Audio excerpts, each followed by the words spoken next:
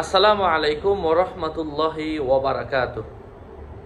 সম্মানিত ভাই ও বন্ধুরা, আজকের এই ভিডিওতে আলোচনা করব, এক বোন প্রশ্ন পাঠিয়েছিলেন যে ওনার পূর্বের স্বামীর সাথে, যে স্বামী ছিলেন ওনার সাথে দীর্ঘদিন যাবৎ মেলামেশা নেই।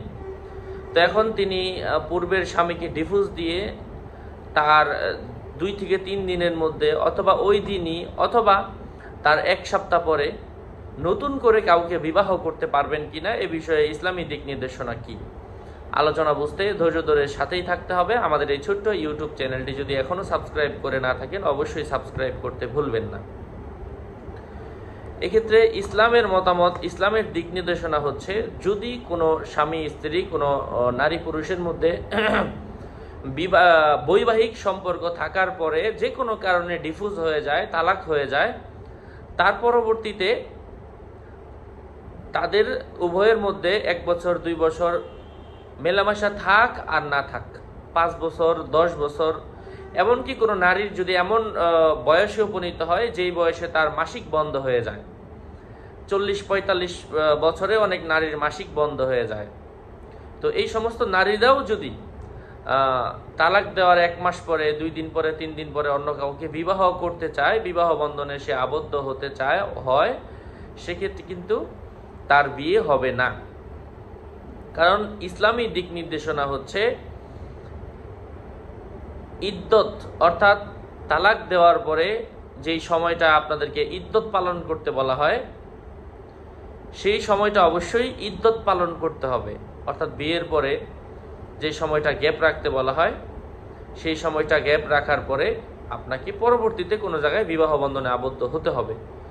এর আগে যদি কেউ বিবাহ বন্ধনে আবদ্ধ হয় এবং সেখান থেকে যদি ভবিষ্যতে কোনো সন্তান হয়, বিবাহ বন্ধনে আবদ্ধ হলে সেই বিবাহ বাতিল বলে বিবেচিত হবে এবং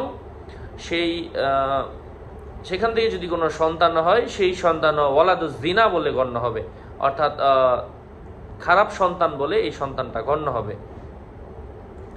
এই জন্য সম্মানিত দিনী ভাই ও বোনেরা, এখন সবাই একটা কথা বলে যে 3 মাস 10 দিন, 4 মাস 10 দিন কেন বলা হয়? কারণ আগের স্বামীর ঘরের বাচ্চাটা ছিল কিনা তার পেটের মধ্যে, এই বাচ্চার পার্থক্যের জন্য। এখন কারো কারো ক্ষেত্রে তো অনেক দিন যাবৎ মিলামিশাও নেই স্বামী স্ত্রীর মধ্যে, বছরকে বছর হয়ে যায়, সেক্ষেত্রে তো বাচ্চার কোনো প্রশ্ন থাকে না।